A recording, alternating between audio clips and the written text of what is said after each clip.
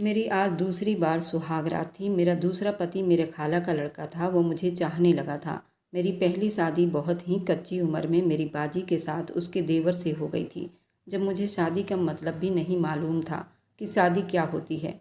उस वक्त मेरे साथ बहुत बड़ा हादसा हो गया था। जब मेरी दूसरी शादी हुई उस वक्त मैं 22 साल की थी, जब मैं जरगम की बीवी बनी थी। जरगम बहुत ही अच्छा इंसान था। वो मन ही मन मुझसे मोहब्बत करने लगा था। मेरे साथ जो हादसा हुआ था वो मैं कभी जीवन में नहीं भुला सकती थी। जरगम मेरे घाव पर धीरे धीरे मरहम रखना शुरू कर दिया, तो मैं धीरे धीरे अपनी नई जिंदगी की तरफ आ रही थी। आखिरकार वह दिन भी आ गया जब जरगम ने मुझे प्रपोज किया था, जबकि मैंने उसका प्रपोजल एक्सेप्ट नहीं किया था। लेकिन उसने धीरे धीरे मेरे अंदर के भरे नफ़रत को मिटाने लगा था, क्योंकि मुझे शादी के नाम से ही बहुत चिढ़ थी और मैं कभी दूसरी शादी नहीं करना चाहती थी। लेकिन जरगम ने अपनी मोहब्बत से मुझे दूसरी शादी के लिए मना लिया था। आज मेरी सुहागरात थी और मुझे इसका मतलब अच्छे से पता था। अब मैं पूरे 22 साल की हो चुकी थी। जरगम धीरे धीरे मेरे करीब आया और मेरे हाथों को अपने हाथों में पकड़कर कहने लगा, जरीना, मैं तुमसे वादा करता हूँ तुम्हारे सारे घाव धीरे धीरे भर दूंगा। जब उसने मेरे निकाह के सूट को ऊपर उठाया तो मेरे शरीर में पड़े जख्म को देखकर घबरा गया। उस वक्त उस जख्म में घाव तो नहीं था, लेकिन बहुत गहरा निशान था। जरगम ने कहा, वह इंसान था या जानवर? कोई जानवर भी इस तरह नहीं कर सकता। जरीना, तुम बहुत हिम्मत वाली हो। मेरा तो मन कर रहा है कि मैं तुम्हारे पहले पति का खून ही कर दूं। उसे जीने का कोई हक नहीं है। वह इंसान नहीं, जानवर है। जरगम की बातें सुनकर मेरे आंखों से पानी आने लगा था। जरगम ने मुझे बड़ी धीरे धीरे समेटा। जरगम कहने लगा, जरीना, मुझे माफ़ करना। मैंने तुम्हारी पुरानी यादों को ताज़ा कर दिया है। मैंने जरगम को अपने गले से लगा लिया। पहली बार मुझे महसूस हो रहा था कोई इंसान मेरे अंदर के दर्द को देख रहा हो। मुझे जरगम से मोहब्बत होने लगी थी और मैं उस रात अपने आप को जरगम के हवाले अपनी मर्जी से सौंप दिया था। मुझे जरगम से जरा भी डर नहीं लग रहा था। जरगम मुझे फूलों की तरह छू रहा था। जरगम और मैं दोनों सुकून पाकर अब बेड पर लेटे लेटे ही जरगम को मैं अपने 10 साल पुरानी हादसे के बारे में बताने लगी। कुछ इस तरह थी मेरी आप बीती कहानी। मैं उस वक्त 13 साल की थी। तभी मेरी शादी एक 25 साल के आदमी से करवा दी गई। मैं उस वक्त बेहोश थी और बेहोशी की हालत में ही मैं ससुराल आई थी। मुझे होश आया तो मेरे करीब वही आदमी था जो मेरे बदन को छू रहा था। मैं डर गई। मैंने कहा, अंकल, मुझे छोड़ दो। लेकिन उस इंसान ने मेरी एक ना सुनी। मैं दर्द से चिल्ला रही थी। जब मैंने पलटकर अपने बिस्तर को देखा तो मैं फिर से बेहोश हो गई। मैं राजस्थान के रहने वाली हूँ। मैं बहुत ज़्यादा गरीब फैमिली से हूँ। मेरी कहानी शुरू होती है मेरे गांव से। यहाँ एक छोटा सा गांव है। हम दो बहनें थीं। मेरी माँ की तबीयत बहुत ज़्यादा ख़राब रहती थी। मेरी माँ के आंतों में गांठ हो गया था, जिसका ऑपरेशन कराना बहुत ज़रूरी था। उस वक्त मेरी उम्र 10 साल की थी जब मुझे पता चला कि हमारी माँ को कैंसर हो गया है और उसका ऑपरेशन जल्द से जल्द कराना है, नहीं तो माँ के बचने का कम चांस है। मेरे पापा के पास पैसे नहीं थे। हम बहुत गरीब थे। जब घर में खाने पीने के भी लाले पड़े होते थे। पास के खेतों से सब्जियां चुरा कर हमें काम चलाना पड़ता था। हम लोग कहते थे, क्या भगवान हम पर कभी तरस नहीं खाएंगे? ऐसे ही हमारी लाइफ बीतती जा रही थी। एक दिन माँ की तबीयत इतनी ख़राब हो गई कि हम लोग अपनी माँ को लेकर दिल्ली के ऑल इंडिया मेडिकल आ गए। डॉक्टर ने कुछ दवाइयाँ दी जिससे कि माँ को थोड़ा बहुत आराम मिला। ऐसी कोई जगह नहीं थी जहाँ हम अपनी माँ को लेकर नहीं गए थे। रिश्तेदारों ने तो अपना मुंह मोड़ लिया था। किसी ने भी हमारी कोई मदद नहीं की। पापा घर के बाहर ही समोसे और गोलगप्पे का ठेला लगाते थे और बेचते थे। उनमें से जो भी पैसे आते थे उसे ही हमारा घर का गुजारा चलता था। हम अपनी माँ को दिल्ली से घर ले आए थे। इसी तरह से हमारा टाइम बीतता जा रहा था। देखते देखते 3 साल हो गए थे। मैं 14 साल की हो गई थी। एक दिन पड़ोस वाली आंटी मेरे घर आई माँ से मिलने। आंटी ने पापा से कहा, पास के गांव से एक रिश्ता आया है दर्शना के लिए। मेरे पापा तो बहुत खुश हो गए थे। माँ भी बेचारी सोचने लगी, चलो मेरे मरने से पहले मेरी बेटियों की शादी हो जाएगी। मैं भी बहुत खुश थी। पापा थोड़ा सा टेंशन में आ गए थे। शादी के लिए हमारे पास पैसे तो नहीं थे, लेकिन किसी तरह से पापा ने उस आंटी को कह दिया कि ठीक है, हम रिश्ते के लिए तैयार हैं, लेकिन लड़का क्या करता है? आंटी ने कहा, उसकी फ़िक्र आप मत करो भाई साहब, लड़का बहुत ही अच्छा काम करता है, विदेश में स्टोर मैनेजर है और लड़के के पापा का अपना दुकान है। पापा ने कहा, ठीक है, लड़के वालों को मैं कह देती हूँ कि वे लोग आकर ब्याह कर दर्शना को ले जाए। पापा कहने लगे, जैसा वे लोग चाहेंगे वैसा ही होगा। आंटी कहने लगी, वे लोग 15 दिन के अंदर अंदर ही शादी करना चाहते हैं, क्योंकि उनका बेटा विदेश से आया हुआ है और फिर 3 महीने के बाद वापस भी चला जाएगा। पापा किसी तरह तैयार हो गए। पापा गांव के कुछ लोगों से मदद मांगी तो उन्होंने 1 लाख रुपए का इंतजाम किया। इसी तरह शादी के सारे चीज़ों का बंदोबस्त हो गया। मैं भी खुश थी, आज बारात आने वाली थी। मेरी बाजी की आज शादी हो जाएगी, मैं ये सोचकर ही खुश थी। जब बारात दरवाजे पर आई तो मैं दूल्हे को देखने चली गई, लेकिन ये क्या, यहाँ तो सिर्फ बाजी की शादी थी और दूल्हे मुझे 2 नज़र आ रहे हैं। अपनी बाजी के पास गई और बोली, दर्शना बाजी, आपके दूल्हे 2 हैं। मैंने देखा बारात आ गई है। बाजी कहने लगी, अरे पागल हो गई हो क्या, दूल्हा एक ही होगा, वे कोई और होगा। मैंने कहा, नहीं बाजी, मैं सच कह रही हूँ। मैं सोच में पड़ गई। पापा जल्दी से मेरे पास आए और कहने लगे, जरीना तुम भी तैयार हो जाओ, बड़ी बाजी को भी तैयार करके स्टेज पर ले आओ। मैंने कहा, ठीक है पापा। मैं बाजी को स्टेज पर लेकर गई। पड़ोस वाली आंटी आई और बाजी को दूल्हे के पास बिठा दिया और मैं उस तरफ चली गई जिधर खाना पीना मिल रहा था। लोग खाना खा रहे थे और मैं भी खुश थी। खाना खाने लगी। मुझे तो पता भी नहीं था आज मेरी भी शादी है और मैं अपनी ही शादी का खाना खा रही हूँ। मैंने पेट भरकर खाने खाए और इधर उधर खेलने लगी और खेलते हुए स्टेज तक आई बाजी की शादी देखने के लिए। अचानक से आंटी मुझे पकड़कर बोली, तुम इधर क्यों खड़ी हो, जाओ दूसरा दूल्हा तुम्हारा है, उसके साथ बैठो। आंटी ने ज़बरदस्ती उसके बगल में बिठा दिया। मैं बोली, आंटी ये क्या कह रही हैं आप। आंटी बोली, अरे पागल लड़की, आज तुम्हारी भी तो शादी है, तुम्हें पता नहीं, तुम्हारी बाजी के साथ साथ तुम्हारी भी शादी है। ये सुनकर तो मेरा दिमाग ही काम नहीं कर रहा था। मैं करूँ तो क्या करूँ, क्योंकि मैं इतनी छोटी थी। मेरी उम्र सिर्फ और सिर्फ 13 साल की थी। मेरी तो अभी तक पीरियड भी नहीं आते थे, फिर मेरी शादी कैसे हो सकती थी। मैंने जल्दी से आंटी का हाथ छोड़कर पापा के पास गई। मैंने पापा से कहा, ये सब क्या है। पापा, मेरी शादी भी, शादी तो बाजी की थी ना, फिर मेरी शादी क्यों की जा रही है। आंटी ये क्या कह रही हैं, मेरी शादी भी है क्या। आंटी सच कह रही हैं मेरी प्यारी बेटी। पापा कहने लगे, हाँ बेटा, तुम्हारी भी आज ही शादी है। मेरी बच्ची, ये मेरी मजबूरी है, तुझे शादी करनी ही पड़ेगी। ये तेरी माँ भी चाहती है और हाँ, तेरी माँ को भी पता है कि आज तुम्हारी और बड़ी बाजी दोनों की शादी है। बेटी मुझे माफ़ कर दे और मेरे लिए और अपनी माँ के लिए ये शादी कर लो। मैं अपने पापा के आंसू देख नहीं सकती थी। पापा की आंखों में आंसू देखकर मैंने कह दिया, ठीक है पापा, मैं शादी करने के लिए तैयार हूँ। मैं चुपचाप जाकर दूल्हे के बगल में बैठ गई। माँ की तबीयत शादी वाले दिन बहुत ज़्यादा ख़राब हो गई। माँ को जल्द अस्पताल में एडमिट करवा दिया गया। माँ को अटैक आया था। वो मेरे बारे में इतना सोच रही थी कि सीधे उनके दिल पर अटैक पड़ा था। मैं तो अभी तक गुड़िया से ही खेलती थी। मैं पढ़ने भी जाया करती थी, गुड़ियों से खेलती रही और आज मेरी शादी थी। मेरी बाजी की उम्र 16 साल की थी। आज मेरी ज़िंदगी का हर कुछ यहाँ ख़त्म हो चुका था। हमारी शादी हो चुकी थी। हम दोनों बहनों को विदा कर दिया गया था। मैं अपने ससुराल गई। कैसे आई, किसके साथ आई, मुझे कुछ भी होश नहीं था, क्योंकि शादी होने के बाद विदाई के समय रास्ते में मैं बेहोश हो चुकी थी। बेहोशी के हालत में पूरे 6 घंटे सफ़र करने के बाद होश आया। मैंने आँख खोली तो सामने मेरी बहन थी। तो मुझे इतनी ज़्यादा टेंशन नहीं हुई कि चलो कोई नहीं, बाजी मेरे साथ है। ससुराल में मेरे सास ससुर और मेरे पति और मेरी बहन और जीजा थे। बाजी ने घर की सारी जिम्मेदारी उठा ली थी। मैं तो यूं ही खेलती रहती थी। मेरा पति अजीब नज़रों से मुझे देखता रहता था। मैं उसके देखने से डर जाती थी और डर कर बाजी के पास चली जाती थी। खैर, जो भी था, देखते ही देखते 5-6 महीना बीत गया था और मेरी मासिक धर्म भी आ गई थी।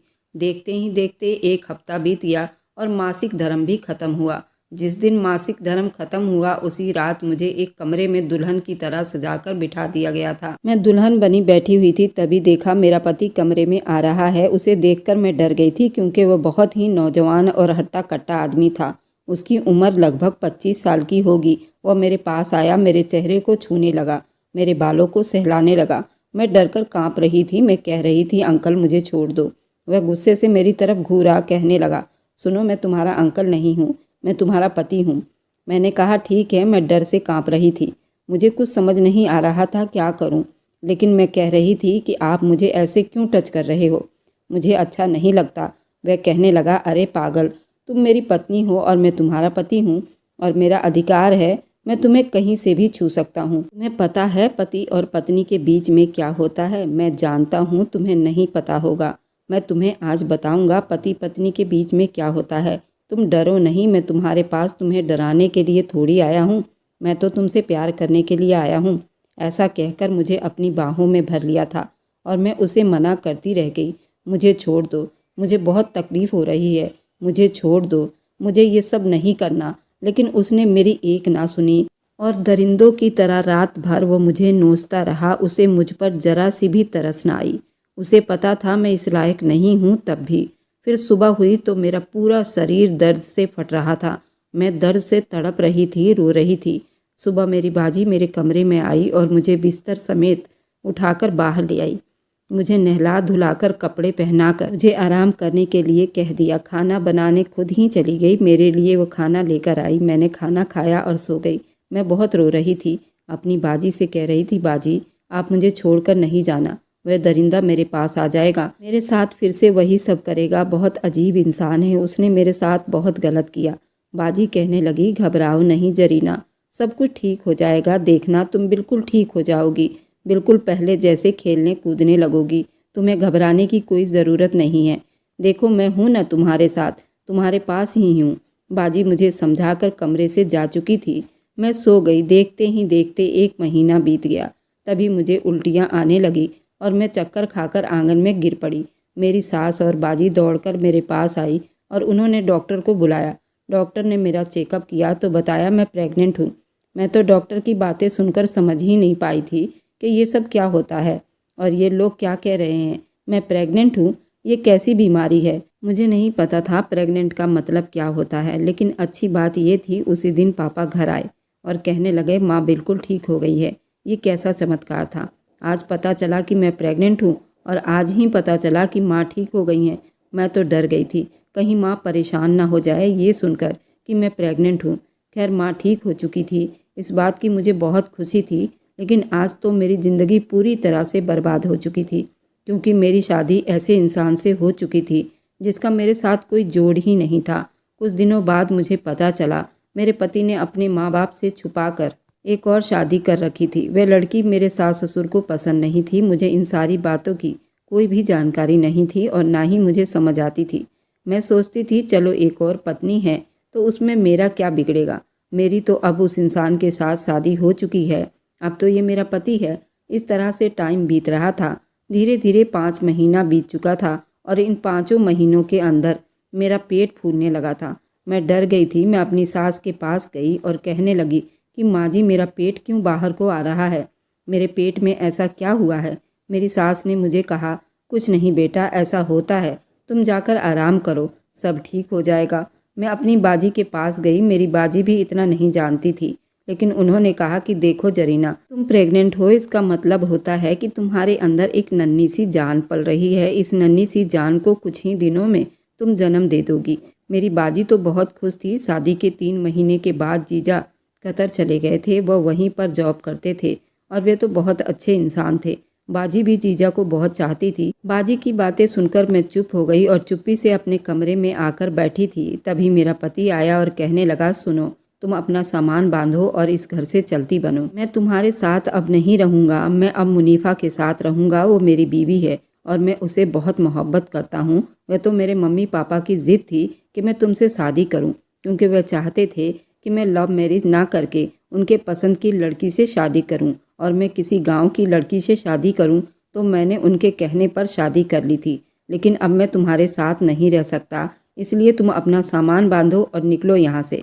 मैं घबरा गई, क्योंकि अब मैं शादी का पूरा मतलब जान चुकी थी और यह आदमी जो कह रहा था वो मुझे छोड़ने की बातें कर रहा था और मैं ऐसा नहीं कर सकती थी और मुझे नहीं छोड़ सकता था, क्योंकि मेरे पापा ने हमारी शादी पर बहुत पैसे खर्च किए थे। पूरे 1 लाख उन्होंने जमा करके लोगों से मांग करके हमारी शादी की थी और यह आदमी मुझे छोड़ देगा तो मेरे पापा जीते जी ही मर जाएंगे। मेरा क्या होगा और मेरे बच्चे का क्या होगा। मैं रोती हुई अपने सास ससुर के पास गई। बाजी भी वहीं थी। मैं रो रो कर कहने लगी, देखिए जोरान जी क्या कह रहे हैं, वह मुझे नहीं रखेंगे। मेरी सास परेशान हो गई। मेरे ससुर जी मेरे पति को समझाने लगे, देखो तुम ऐसा नहीं कर सकते, तुम्हें उसके साथ ही रहना पड़ेगा।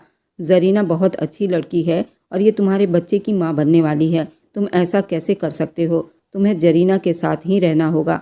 मेरे पति को सारे लोग समझा रहे थे, लेकिन वह किसी का नहीं सुन रहा था। ये सब देखकर मेरे अंदर अजीब सी बेचैनी होने लगी। मैं अचानक से सीरियस हो गई। मेरे पति मुझे हॉस्पिटल लेकर गए। मैं कम से कम 4-5 हॉस्पिटलों से ट्रांसफ़र होकर उस अस्पताल में जा रही थी, क्योंकि डॉक्टर कह रहे थे कि बच्चे या माँ में से किसी एक को ही बचा सकते हैं। डॉक्टर मेरे पति पर गुस्सा कर रहे थे। उसकी उम्र का तो लिहाज कर लिया होता। कितनी कम उम्र की लड़की है और माँ बनने वाली है, और उसकी डिलीवरी करवाना बहुत मुश्किल है। हमें बहुत रिस्क उठाना पड़ेगा। उस वक्त मेरे ससुराल वालों ने कहा, आप बच्चे को बचाइए, माँ का क्या, माँ तो हम दूसरी भी ले आएंगे। आप हमारे खानदान के चिराग को बचाइए। मेरे पति ने पेपर पर साइन कर दिए। लेकिन ये मेरी खुशनसीबी समझो या मेरी बदकिस्मती, मेरा बच्चा भी बच गया और मैं भी बच गई।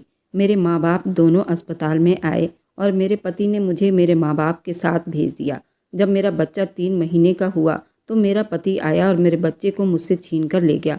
मेरा पति कहने लगा, जरीना, मैं तुम्हारे साथ नहीं रहूँगा, मैं अपनी पहली पत्नी के साथ रहूँगा और अपने बच्चे को मैं उसी के गोद में डाल दूँगा। मेरा पति मेरा 3 महीने का बच्चा छीन कर ले गया।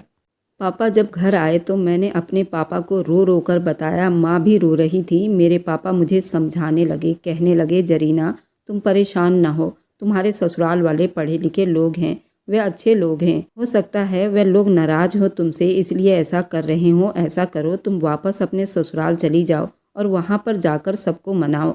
तुम्हारे ससुराल वाले ज़रूर मान जाएंगे। पापा ने मुझे मेरे ससुराल पहुँचा दिया और दरवाजे से ही पापा ये कहकर चले आए कि बेटी, अपनी बाप की इज्जत बचाना और अपना परिवार बचाना तुम्हारा काम है। इन मामले में मैं नहीं बोल सकता। तुम देखो, अपने घर को टूटने से बचा लो और देखो ससुराल वाले के ताने चुप्पी से बर्दाश्त कर लेना। मैंने कहा, ठीक है पापा। इतनी छोटी सी उम्र में मुझे इतनी सारी मुश्किलों का सामना करना पड़ रहा था। मैं इतने कम उम्र में 14 साल की उम्र में ही माँ बन गई थी। मैं बदकिस्मती से बच गई थी। मैं अपने बच्चे के लिए यहाँ रहने के लिए मजबूर थी। माँ बनना किसे कहते हैं, मुझे आज एहसास हुआ था। मुझे मेरे बच्चे के साथ रहना था। मैं ससुराल पहुँची तो सीधे अपने कमरे में अपने बच्चे के पास गई। मैंने अपने बच्चे को गोद में उठा लिया, सीने से लगा लिया। उस वक्त मेरा पति मेरे कमरे में ही था। उन्होंने दरवाज़ा बंद किया, बच्चे को खींचकर बेड पर रख दिया। उन्होंने मुझ पर हाथ उठाया और बेल्ट निकालकर मेरे बदन पर बेल्ट मार मार कर उसने मेरे प्राइवेट पार्ट पर भी इतना मारा कि मैं तड़प उठी थी। बाहर मेरे सास ससुर दरवाज़ा खोलने को कह रहे थे। मेरी बहन भी चिल्ला रही थी, रो रही थी। मैं अपने पति से हाथ जोड़ रही थी, प्लीज़ मुझे इस घर से मत निकालो। मैं अपने बच्चे के साथ रह लूँगी। मैं आपकी दूसरी पत्नी भी बर्दाश्त कर लूँगी। मुझे इसी घर में थोड़ी सी जगह दे दो। लेकिन वह जल्लाद नहीं माना और मुझे घसीटता हुआ घर से बाहर निकाल दिया। मैं रोती हुई घर से बाहर निकल गई। अब मैं अपनी किस्मत को कोस रही थी। मैंने खुद को मारने की कोशिश भी की। मैंने सोच लिया था कि आज मैं अपनी ज़िंदगी ख़त्म कर लूँगी, लेकिन बदकिस्मती से मैं मर भी तो नहीं पाई। मेरी बहन को भी मुझ पर किया हुआ जुल्म बर्दाश्त ना हुआ। वह भी उस घर को छोड़कर चली आई। मैं थाने गई, लेकिन मेरी किसी ने ना सुनी। मैंने पुलिस वाले से रिक्वेस्ट किया, लेकिन उसने कोई जवाब नहीं दिया था। उसने कहा कि देखो, केस मत करो क्योंकि तुम लोग इतने अमीर नहीं हो। केस मुकदमा बहुत पैसा लगेगा। तुम गरीब लोग हो, तुम्हारा कोई साथ देने वाला नहीं। मैं भी कुछ नहीं कर सकता क्योंकि वह पैसे देकर केस जीत जाएंगे। इसलिए ऐसा करो, तुम मुझसे बात कर लिया करो। ये सुनकर मेरे रोंगटे खड़े हो गए। मैंने कहा, ठीक है साहब, आपको जो कहना था वह कह दिया। मुझे क्या करना है आपको बताने की ज़रूरत नहीं है। मुझे उस इंसान के साथ अब नहीं रहना है, लेकिन आपसे रिक्वेस्ट है कि मेरे बच्चे को मुझे दिलवा दो। और वह पुलिस कहने लगा, बच्चा तुम्हें नहीं मिल सकता।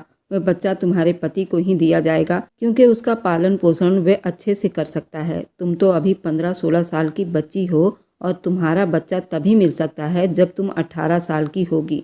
मैं पुलिस वालों के हाथ जोड़ने लगी। मैं बोली, साहब कुछ भी करो लेकिन मुझे मेरा बच्चा दिलवा दो। वकील कहने लगा, ठीक है, मैं कोशिश करता हूँ। मैं पूरी कोशिश करूँगा कि बच्चा तुम्हें मिले। बस तुम 1 लाख का इंतज़ाम करो। मैंने 1 लाख का इंतज़ाम कर लिया और वकील और पुलिस को दे दिया। लेकिन मेरी बदकिस्मती यहाँ भी देखो रंग ले आई। मैं केस हार गई और बच्चा मेरे पति को मिल गया। मैं अपने पति के सामने हाथ जोड़कर खड़ी थी कि बच्चा मुझे दे दो। उसके पैर पड़ गई, उससे भीख मांगने लगी। मैंने उससे कहा कि मुझे मेरा बच्चा दे दो प्लीज़। वह बिना माँ के मर जाएगा, अभी बहुत छोटा है, उसे मेरी ज़रूरत है। लेकिन उस इंसान को उस मासूम बच्चे पर ज़रा सा भी तरस नहीं आया और सीना चौड़ा करके कहने लगा, देखो माँ का इंतज़ाम तो मैंने कर लिया है। देखो मेरी पहली पत्नी प्रेग्नेंट थी, लेकिन बच्चा दुनिया में आने से पहले ही अल्लाह को प्यारा हो गया है और मैं ये दूसरा बच्चा किसी कीमत पर खोना नहीं चाहता।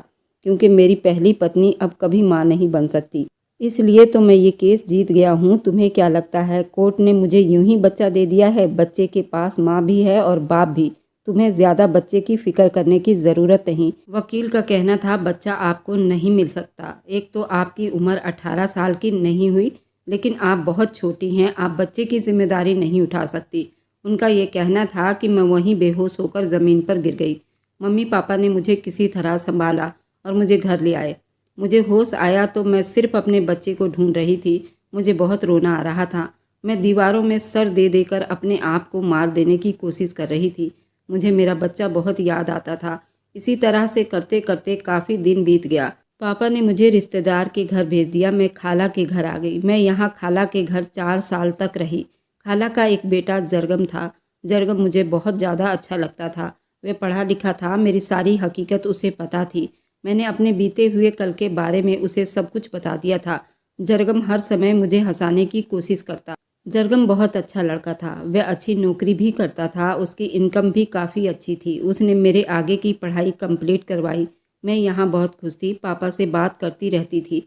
पापा को बताती थी कि मैं यहाँ पर बिल्कुल ठीक हूँ। मैं भी पापा से कह देती माँ परेशान ना हो और बाजी को कह दो कि वह जीजा जी को मना ले और जीजा जी के साथ ही बाहर विदेश चली जाएं। मेरे जीजा जी कतर में काम करते थे। जीजा जी की तो कोई गलती नहीं थी। वह उन जाहिलों के साथ नहीं रहते थे। मेरे कहने पर बाजी ने जीजा जी के साथ रहने का फैसला कर लिया। जीजा जी बाजी को विदेश कतर ले गए। वह अपनी ज़िंदगी में खुश रहने लगी। मुझे भी बहुत खुशी हुई थी क्योंकि मेरी वजह से बाजी वह घर छोड़कर आ गई थी। बाजी ने कहा कि मैं उस घर में वापस नहीं जाऊंगी। जीजा जी तैयार हो गए और उन्होंने बाजी को कतर में ही बुला लिया। खैर अब मेरे मम्मी पापा भी अच्छे से रह रहे थे। मैं उनसे बात करती रहती थी। इधर जरगम और मेरी खाला पूरी कोशिश करते थे कि मैं अपनी पुरानी यादों को भूल जाऊं। मेरे साथ जो भी हुआ वह मैं सब कुछ भूल जाऊं। लेकिन मैं कैसे भूल सकती थी वे सारी बातें, मैं वह सारे हालात जो मेरे साथ बीते थे, जो जख्म आज भी मेरे बदन में मौजूद हैं। एक दिन मैं रो रही थी, तभी जरगम मेरे पास आया और कहने लगा, जरीना तुम बुरा ना मानो तो एक बात बोलूं? मैंने जरगम से कहा, हाँ बोलो, क्या कहना चाहते हो? जरगम कहने लगा कि तुम्हें अगर दोबारा शादी करने का मौका मिले तो तुम क्या करोगी? मैंने कहा, बिल्कुल नहीं, मुझे नफ़रत है शादी के नाम से। मैं अपनी ज़िंदगी में कामयाबी हासिल करना चाहती हूँ। मैं अपने पैरों पर खड़ा होना चाहती हूँ। खाला ने कहा, ठीक है जरीना, अच्छी बात है, लेकिन अगर तुम्हें अच्छा लड़का मिले तो क्या तुम शादी नहीं कर सकती जरीना? मैंने कहा, बिल्कुल नहीं। अच्छे तो वे लोग भी थे, पढ़े लिखे थे, लेकिन क्या हुआ? बाद में जब हकीकत सामने आई तो मेरे साथ क्या हुआ? इतनी छोटी सी उम्र में मैंने बहुत कुछ देखा है। मुझे शादी के नाम पर डर लगता है। जरगम कहने लगा, जरीना तुम क्यों डरती हो? मैं हूं ना तुम्हारे साथ। देखो तुम बुरा ना मानो, क्या तुम मुझसे शादी कर सकती हो? जरगम की ऐसी बातों ने मेरे रोंगटे खड़े कर दिए थे। ये कैसे हो सकता है? जरगम मेरे बारे में हर कोई जानता था और इतना कुछ जानते हुए जरगम मुझसे शादी कैसे कर सकता था? जरगम एक बहुत अच्छा लड़का है। उसे तो कोई भी लड़की मिल सकती है और इतना अच्छा नौकरी करता है। फिर वो मुझ जैसी लड़की से शादी करने के लिए तैयार कैसे हो सकता है? जरगम कहने लगा, देखो जरीना, मैं माँ से बात करूँगा। तुम एक बार हाँ कह दो तो तुम्हारी ज़िंदगी में जो भी दुख है वह मैं सारे ख़त्म कर दूंगा। मैं तुमसे वादा करता हूँ, मैं तुम्हारे ज़िंदगी के सारे जख्म को मिटा दूंगा अपनी मोहब्बत से। और सच कहो तो जब से तुम आई हो ना, मेरी ज़िंदगी में तुमसे मोहब्बत करने लगा हूँ। तुम्हारे इस मासूम चेहरे से तुम्हें पता है तुम बहुत अच्छी लड़की हो। मेरी माँ को भी इस बात से कोई ऐतराज़ नहीं होगा। मैं माँ को मना लूँगा। मैंने जरगम से कहा, नहीं ऐसा नहीं हो सकता, मैं तुमसे शादी नहीं कर सकती हूँ, कभी नहीं। खाला कभी नहीं मानेंगी इस रिश्ते के लिए। जरगम कहने लगा, अगर मान गई तो तुम्हें कोई ऐतराज़ तो नहीं? मैंने कहा, मैं सोच कर बताऊंगी। जरगम, मैं अभी उन सारी बातों को भूल नहीं पाई हूँ। मैं अपने बच्चे को आज भी याद करती हूँ। मेरा दिल तड़प उठता है। मैं अपने बच्चे को पाना चाहती हूँ, अपने बच्चे को छूना चाहती हूँ, उसके साथ रहना चाहती हूँ, पर मेरी किस्मत तो देखो, उसे सीने से भी नहीं लगा सकती। जरगम कहने लगा, जरीना देखो, मैं समझ सकता हूँ, लेकिन तुम जिंदगी भर अकेली नहीं रह सकती हो ना। तुम्हें किसी के साथ की ज़रूरत तो होगी। तुम अकेले ज़िंदगी कब तक बिताओगी? जरगम मेरे करीब आया और कहने लगा, देखो जरीना, मैं तुमसे मोहब्बत करता हूँ। तुम्हारे लिए मैं तुम्हारे बच्चे को भी अपनाने को तैयार हूँ। तुम एक बार हाँ कह दो, मैं तुमसे शादी करके तुम्हारा बच्चा भी ज़रूर वापस लाऊंगा, तुम्हारे गोद में लाकर रख दूंगा। जरगम का इतना कहना था। मैं फूट फूट कर रोने लगी थी और जरगम के सीने से लग गई थी। जरगम ने मुझे अपनी बाहों में भर लिया था। तभी खाला ने हमें देख लिया। जरगम खाला के पीछे पीछे चला गया। अपने कमरे में जाकर खाला को पूरी कहानी सुनाई कि मैं जरीना से मोहब्बत करने लगा हूँ। जरगम ने पूरी कोशिश की खाला को मनाने की। खाला ने कहा, जरगम मुझे तो जरीना बहुत पसंद है और मैं जरीना को अपनी बहू भी बनाना चाहती थी, लेकिन मुझे डर था कहीं तुम मुझसे नाराज़ ना हो जाओ। जरगम ये बात सुनकर खाला के सीने से लग गया था। खाला और जरगम मेरे कमरे में आए। खाला ने कहा, जरीना मेरी बच्ची, तुम्हें बहुत दुख मिले हैं। मैं चाहती हूँ तुम जरगम से शादी कर लो और अपनी ज़िंदगी की नई शुरुआत करो। तुम अपने सारे परेशानियों और दुखों को भूल जाओ, अपनी सारे बीते हुए पल को भूल जाओ और अपनी ज़िंदगी की नई शुरुआत करो। मैं अपने खाला के सीने से लग गई और मैं इस रिश्ते के लिए तैयार हो गई। खाला ने माँ को और पापा को भी बुला लिया। पापा ने हमारी शादी बड़ी धूमधाम से करवाई। आज मैं जरगम की दुल्हन बनकर उसके कमरे में बैठी हुई थी। जरगम मेरे करीब आया और उसने मुझे अपनी बाहों में भर लिया, अपनी मोहब्बत से मुझे भिगो दिया। आज मैं बहुत खुश थी। धीरे धीरे वक्त इसी तरह बीत रहा था और 4 महीने बीत गए। एक दिन जरगम मेरे पास आया और कहने लगा, जरीना चलो, हमें इलाहाबाद जाना है। इलाहाबाद का नाम सुनकर ही मेरी रूह काँप उठी। जरगम कहने लगा, चलो, मैंने वादा किया था ना, मैं तुम्हें तुम्हारे बेटे से ज़रूर मिलवाऊंगा। जरगम के साथ इलाहाबाद गई क्योंकि यहाँ इलाहाबाद में ही जरगम की ड्यूटी थी। वो पोस्ट ऑफिस में पोस्टमैन था। उसको एक सरकारी फ्लैट मिली हुई थी, वहीं पर मुझे ले गया। हम दोनों वहाँ पर बहुत हंसी खुशी ज़िंदगी बिताने लगे। 2 साल के बाद मैं प्रेग्नेंट हो गई और यहाँ इलाहाबाद के अस्पताल में मेरा इलाज चल रहा था। जो बच्चा मेरे पेट में था वो बहुत कम मूवमेंट करता था और समय समय पर मेरा चेकअप भी होता रहता था। डॉक्टर ने मुझे बेड रेस्ट बताया था। मेरी खाला भी यहाँ मेरे साथ आ गई थी क्योंकि मुझे देखने वाला कोई नहीं था। खाला मेरी बहुत देखभाल कर रही थी और जरगम भी मेरी बहुत ख्याल रख रहा था। मेरी ज़िंदगी तो बहुत खुशगवार बीत रही थी। मेरा 9वां महीना चल रहा था। अस्पताल वालों ने मुझे 15 दिन पहले ही एडमिट करवा लिया था क्योंकि मुझे बड़ा ऑपरेशन से बच्चा होना था। मैं यहाँ के वार्ड में टहल रही थी, तभी मेरी नज़र एक आदमी पर पड़ी जो कि बहुत परेशान दिखाई दे रहा था। शायद मैं उस आदमी को अच्छी तरह से पहचान सकती थी क्योंकि वह आदमी कोई और नहीं, मेरा पहला पति जोरान था। वह काफ़ी परेशान दिखाई दे रहा था। ऐसा लग रहा था जैसे अभी रो देगा। कुछ ही दूरी पर मैंने जोरान के माँ बाप को भी देखा। जब उन दोनों को देख लिया तो मैंने अपने आप को छुपाना चाहा क्योंकि मैं नहीं चाहती थी कि मैं उन लोगों के सामने जाऊं। मुझे उन लोगों से सख्त नफरत थी। डॉक्टर के काउंटर पर पता किया तो डॉक्टर ने जो बात बताई, मेरे पैरों तले से ज़मीन निकल गई थी। उसने बताया कि मेरे पहले पति की पत्नी मर चुकी है, इसलिए वह आदमी इतना परेशान है। सुबह सुबह ही उस औरत को एडमिट करा दिया गया था। उसका कई सालों से कैंसर का इलाज हो रहा था, जो कि डॉक्टर ने जवाब दे दिया था कि उसका बचना बहुत मुश्किल है। कैंसर की वजह से ही आज वह इस दुनिया को छोड़कर चली गई है। मैं तो डॉक्टर की बात सुनकर बिल्कुल हैरान रह गई और मुझे बहुत ज़ोरों का दर्द उठने लगा और मैं भी बेहोश हो गई। जब मुझे होश आया तो मेरा दूसरा पति मेरे सामने खड़ा बहुत परेशान दिखाई दे रहा था और मेरी खाला भी मेरे पास खड़ी थी। उन्होंने जो खबर मुझे सुनाई तो खुशी के मारे मैं झूम उठी। मैं हिलना चाह रही थी लेकिन खाला ने मना कर दिया कि तुम आराम करो क्योंकि तुम्हारा बहुत बड़ा ऑपरेशन हुआ है और ये बच्चा ऑपरेशन से ही हुआ है और मैंने एक बेटे को जन्म दिया था। जरगम परेशान था क्योंकि मेरी तबीयत खराब थी। वो मेरे लिए बहुत परेशान था।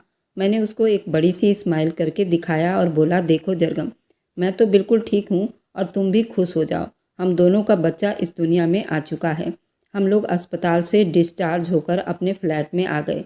तब मैंने खाला को और अपने पति को वह सारी बात बताई जो मैंने हॉस्पिटल में सुना था। फिर मैंने अपने बाजी को भी फ़ोन मिलाया और उनसे भी बात की और उनको खुशखबरी भी दी और जो मैंने हॉस्पिटल में देखा था वह बात बिल्कुल सच थी। मेरे पहले पति की पत्नी मर चुकी थी, अब उसका बहुत बुरा हाल था। मेरी बहन भी कतर से इलाहाबाद आ चुकी थी, वह भी मुझसे मिलना चाह रही थी। मेरी बहन मेरे बेटे को लेकर मुझसे मिलने आई। मैंने अपने बेटे को देखकर अपने कलेजे से लगा लिया।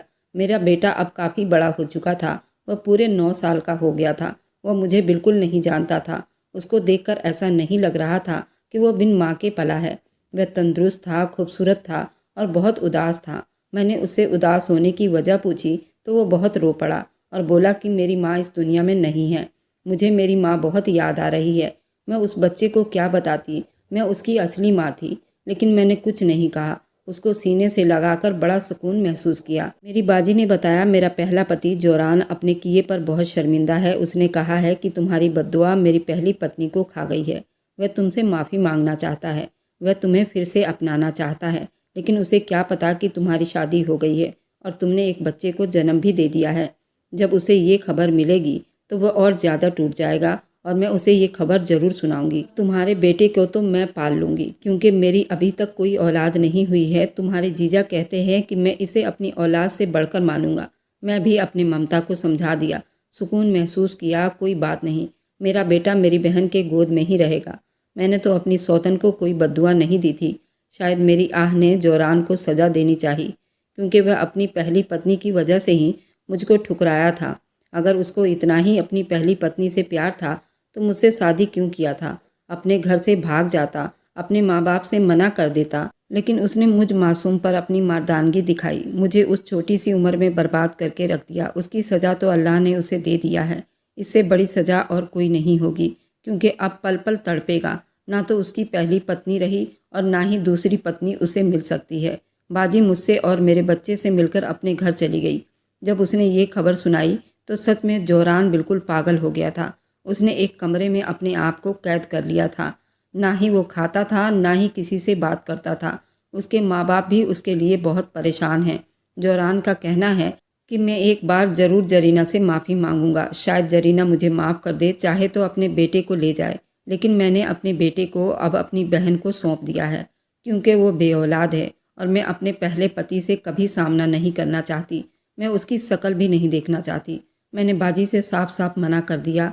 मैं उस नीच आदमी से कभी नहीं मिलना चाहती। चाहे वो मर भी जाए, मुझे कोई फ़र्क नहीं पड़ता। आप लोग मुझे कमेंट में ज़रूर बताइए, क्या मुझे अपने पहले पति से मिल लेना चाहिए या नहीं? और क्या मैं अपने बेटे को अपनी बहन को सौंप कर अच्छा किया या गलत? मुझे कमेंट में अपनी राय ज़रूर दें। और क्या मेरे पहले पति ने जो मेरे साथ किया था, क्या उसको कभी माफ़ी दी जा सकती है? आप लोग मुझे कमेंट में ज़रूर लिखिएगा, क्योंकि मेरी बाजी की सास ससुर दोनों ही मेरी बाजी पर प्रेशर डाल रहे हैं कि वो मुझे मनाए कि मैं जोरान के सामने जाऊं, ताकि जोरान मुझसे माफ़ी मांग सके। आप लोग मुझे कमेंट में ज़रूर बताइए, क्या मुझे जोरान से मिलने जाना चाहिए या नहीं? अगर आपको आज की कहानी पसंद आई है